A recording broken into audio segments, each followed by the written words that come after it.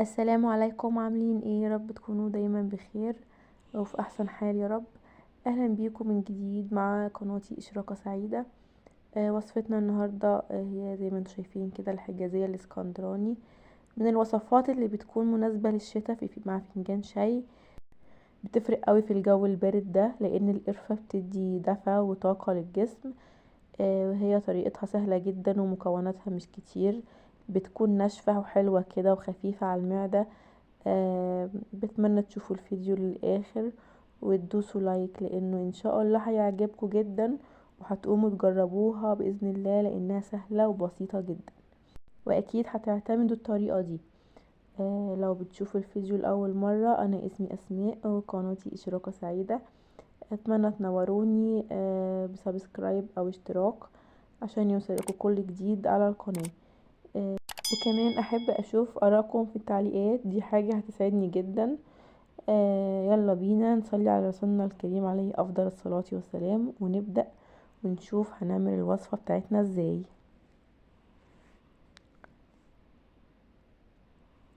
جبنا البولة بتاعتنا، هننزل فيها بحوالي كوبايتين من الدقيق. هنا انا بنخلهم كده في المصفى الصغيرة دي، فبنخلهم هنا كده كويس. تمام. آه يعني ياريت الكوبايتين ما يكونوش مليانين قوي بحجم المج اللي انتوا شفتوه ده، او الكوبايه الازاز اللي هي في حجم برضو المج ده. فما ياريت ما يكونش مليان قوي، يعني دوب ايه ممكن ننقص منه صباع كده. تمام. بعد كده هننزل برضو بكوبايتين او مجين بالسميد. يبقى احنا عندنا كده الدقيق والسميد. تمام، كوبايتين دقيق وكوبايتين سميد، رشة ملح، وهنقلبهم كويس كده بالاسباتيولا.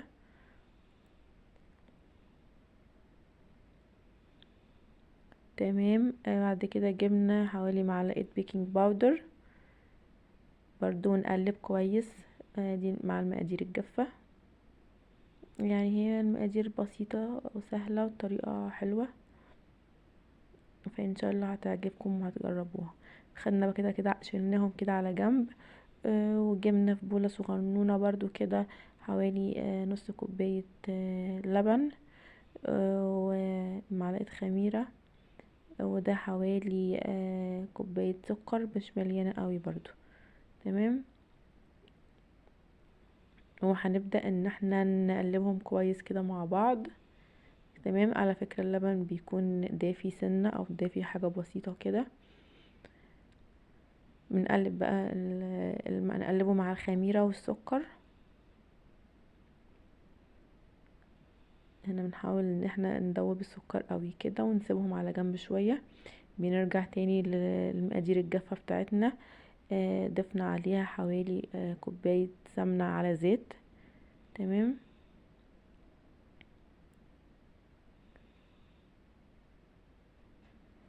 وبنقلبهم بقى ايه زي ما انتم شايفين كده، بنبسسهم كده زي عجين زي البسكوت.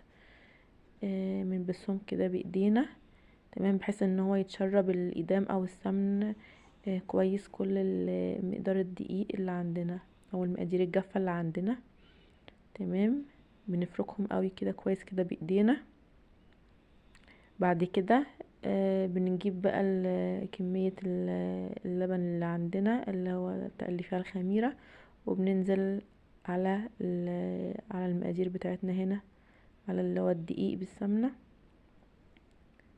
تمام. وبنقلبهم كويس كده، قلبتهم الاول كده بالمعلقة. تمام. وما تقلقوش من موضوع انها تبقى طرية كده في الاول، لان كل ما بنقلب العجينة بتتخن معانا. تمام. وبتكون حلوة.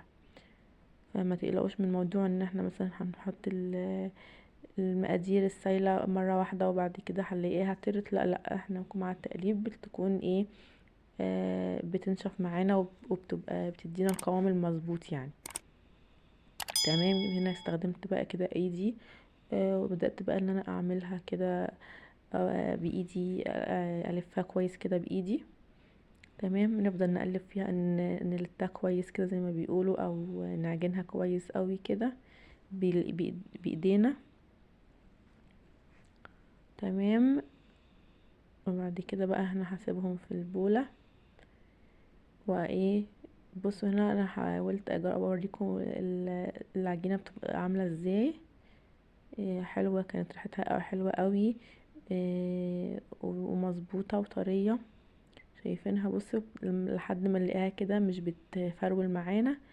فخلاص هغطيها واركنها في مكان دافي كده ترتاح لمدة نص ساعة او ساعة. هنا بقى بنجيب في بولة صغيرة كوباية سميد، كوباية سكر، و3 معالق قرفة.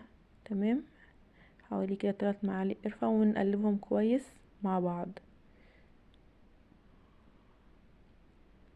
ده بقى اللي هو الحشوة اللي هنحشيها بيها. وبحوالي ربع كوباية مية كده بنقعد نسقسقلها كده ونقلبها لحد ما تدينا قوام، يعني قوام طري كده، مرمل طري سنة كأنه زي الرملة المبلولة كده. تمام. هنشوف القوام دلوقتي بتاعها. او ممكن، لو ممكن يعني نضيف عليها برضو حليب او لبن، بتبقى برضو الطعم احلى. هنا ضفت برضو 4 نقط موارد او ماء ورد، بتديها ريحة حلوة. شايفين القوام بتاعها عامل زي الرملة المبلولة كده. تمام. هنا بقى بعد ساعة معدت هنجيب العجينة بتاعتنا. هنا بقى بنجيب يا اما ورق زبدة او كيس بلاستيك كده قطعته، وحاولت بقى لان هنا العجينة كلها اقدام. تمام. هنبططها او هنفردها كده على الكيس كده. تمام. يعني بنتصرف يعني. فما تقلقوش بقى انها هنفردها كده بايدينا، مش ما تقلقوش انها هتبقى مفرولة من الحروف، ما تقلقوش من الموضوع ده. تمام. وجبت برضو كيس نايلون كده كنت قطعته برضو كده بتاع تلاجة، وبقيت وفردت بيه كده، هيسهل معايا الموضوع بتاع الفرد. تمام. وبعد كده دي كانت صينية تورتة، فكانت عندي، فعشان امسك اقدر امسك بيها العجينة او المفرودة دي، عشان احطها في الصينية. واحطها في الصينية بقى وارجع افردها بقى واظبطها في الصينية. وطبعا لازم يعني يكون من الحروف كده مرتفعة شوية من الحروف كده، عشان تبقى مقفولة من الحروف والحشوة متطلعش منها، بنفس الطريقة اللي انتوا شايفينها. وهنجيب بقى الحشوة بتاعتنا وهنفردناها كده. تمام. فردناها في كل مكان وبايدينا كده، لان عشان تبقى يعني حتة واحدة كده، متبقاش حتة عالية وحتة واطية. هنجيب بقى الجزء التاني ونفرده برضو. شايفين برضو كده بنفس الطريقة اللي فردنا بيها الجزء الاول. تمام. وبرضو بنفس الطريقة كده حطيتها فوق الصينية كده على الوش. ونبدأ بقى ان احنا هنسويها بقى كده، هنقفل الحروف على بعضها. تمام. متقلقوش لو حاجة اتكسرت مننا او كده، مش مهم، لان في طريقة ممكن ان انتي بتاخدي حتة حتة كده، حتة عجينة حتة حتة، وتفرديها كده بايديكي في الصينية وتلزقيها في بعض. بس انا طبعا يعني بحب الطريقة دي كده، بتبقى اسهل بالنسبة لي، وتبقى كلها مفروضة حتة واحدة ومقاس واحد. تمام. وبعد ما ظبطتها كده في الصينية، بجيب بقى شوكة امشيها كده عليها، يعني تعمل خطوط كده عليها. تمام.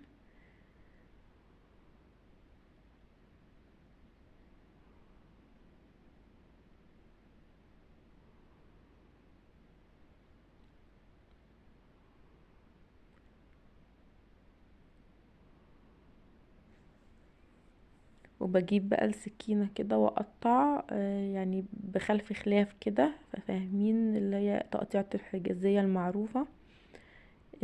عشان كمان الرسمة بتاعت الشوكة تكون باينة بالعرض. فبجيب بقى كده من عند اول تقطيعة قطعتها، وهنزل تاني ارجع كده بيها كده، هتعمل شكل السمبوكسة اهي، بنفس الطريقة كده زي ما انتم شايفين كده في الفيديو. وبالراحة واحنا بنقطع عشان العجينة بتبقى دي عجينة لسه طرية ولسه ما اتخبزتش يعني. فمهم قوي الخطوة دي ان احنا نقطعها قبل ما ندخلها الفرن. طبعا دخلتها هنا الفرن على درجة حرارة 220. وبنبدأ بعد كده ان احنا اول ما تاخد لون فبنوطي النار شوية. طبعا الشواية بتبقى برضو فاتحينها تمام. اول ما تاخد اللون ممكن نقفل الشواية. المهم يعني ناخد بالنا على حسب كل واحد والفرن بتاعه ما بيظبطه. ناخد بالنا المهم وهي في الفرن جواه تمام. ودي طلعت لنا كده بالمنظر ده، كانت جميلة قوي وبتبقى طرية قوي كده. بنسيبها في الهواء بتبدأ انها تنشف كل ما بتبرد تمام. وملمسها حلو وريحة كانت قلب البيت يعني وجميلة. والطبقات شايفينها الحشو مليانة والطبقات مظبوطة. وتبقى يا سلام عليها مع فنجان شاي او قهوة. بتتاكل كده بتدي طاقة للجسم ومغذية جدا لو الأطفال بيحبوها. وريحة القرفة بتبقى قلب البيت وجميلة. شايفينها عاملة ازاي، شكلها جميل وريحتها أحلى وطعمها أحلى وأحلى. بجد صينية حلوة وتجربة جميلة، وصفة هايلة. اللي حابب يعملها يقوم يجربها. مكوناتها سهلة جدا، ممكن تكون موجودة في البيت او متوفرة دايما. فطبعا بقى حبيت اروق كده على نفسي فعملت فنجان شاي كده بقطعة الحجازية. كانت تظبيطة حلوة قوي يعني. يا رب الفيديو يكون عجبكم. اللي اول مرة يشوفني انا اسماء. ما تنسوش تعملوا لايك واشتراك او سبسكرايب. واحب اسمع ارائكم في التعليقات، هكون سعيدة جدا جدا. او لو عندكم اي استفسار او حابين اعمل لكم اي وصفة ياريت تكتبوا لي برضو في التعليقات. وفي نهاية الفيديو بشكركم. والى اللقاء في فيديو جديد وفيديو اخر. مع الف سلامة.